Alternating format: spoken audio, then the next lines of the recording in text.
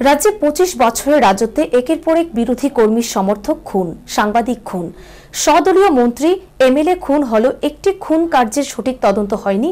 বিরোধী তথা প্রতিবাদী কণ্ঠ চেপে ধরে শান্তির বার্তা দিচ্ছিল মানিক সরকারের প্রশাসন, অথচ ক্ষমতা হারিয়ে মাত্র দুদিনেই যেন তারা হাঁফিয়ে উঠেছেন। সোমবার কৈলাসহর সিপিআইএম কার্যালয়ে এক সাংবাদিক সম্মেলন করেন বিধায়ক মফস্বর আলী। শীঘ্রই শান্তি সম্প্রীতি বজায় রাখার আহ্বানের পাশাপাশি মৃদু হুঁশিয়ারি দিয়েছেন তিনি। দুর্গাপুরে আমাদের শাখা কমিটির অফিস ছিল, সেই অফিসকে ভাঙচুর করে একবারে মাটির সাথে গুড়িয়ে দিয়েছে। আমাদের পশ্চিম গোবিন্দপুরে একটা শাখা কমিটির অফিস ছিল, সেগুলোর ফ্ল্যাগ পরিবর্তন করে আমাদের পার্টির পতাকা ফেস্টুন সেগুলোকে রাস্তায় এনে জ্বালিয়ে দিয়েছে। একই ঘটনা গোবিন্দপুরের মধ্যে, একই ঘটনা আমরা দেখলাম পাখিরবাজার মধ্যে।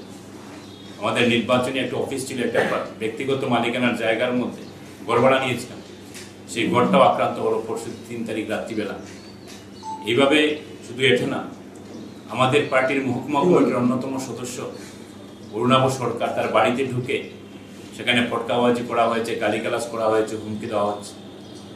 এখানে আমাদের পার্টির অন্যান্য বেশ কিছু নেতা কর্মীর উপর আক্রমণ সংগঠিত করা হয়েছে। বাপটো শিল পশ্চিমবাজার রোডে সেখানে সেলুনের কাজ করেন, তার দোকানে ভাঙচুর, তাকে দৈহিকভাবে নির্যাতন করে আক্রমণ সংগঠিত করা হয় তার উপরে। এ ধরনের একটা অস্থিরতার পরিবেশ কৈলাসহরের মানুষের মধ্যে আমরা দেখছি। মানুষ দীর্ঘ ২৫ বছর শাসনের পর ক্ষমতা হারিয়েছেন, মাত্র দুদিনেই যেন হাঁপিয়ে উঠেছেন মফস্বর আলী মহোদয়। অথচ দীর্ঘ ২৫ বছরের রাজত্বে প্রায় প্রত্যেক দিন বিরোধী কর্মী সমর্থক তথা প্রতিবাদী নারী পুরুষদের উপর অত্যাচার চালিয়েছে সিপিএম ক্যাডাররা। তখন তাদের একটি শব্দ খরচ করতেও দেখা যায়নি। প্রেস ও মিডিয়াও বাম অত্যাচার থেকে রক্ষা পায়নি। যেখানে প্রয়োজন সেখানেই মানুষকে ভয় দেখিয়ে চুপ করিয়ে দেওয়া হয়েছে।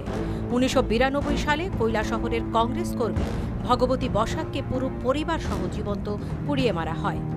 এই খুনগুলো করে জনগণকে বার্তা দেওয়া হয়েছিল সিপিএম এর বিরুদ্ধে মুখ খুললেই খুন হতে হবে। আর সেই ফ্যাসিবাদী কমিউনিস্ট দলের বিধায়ক মফস্বর আলী আজ বলতে চাইছেন মানবতা বিপদগ্রস্ত। Bureau report, news vanguard.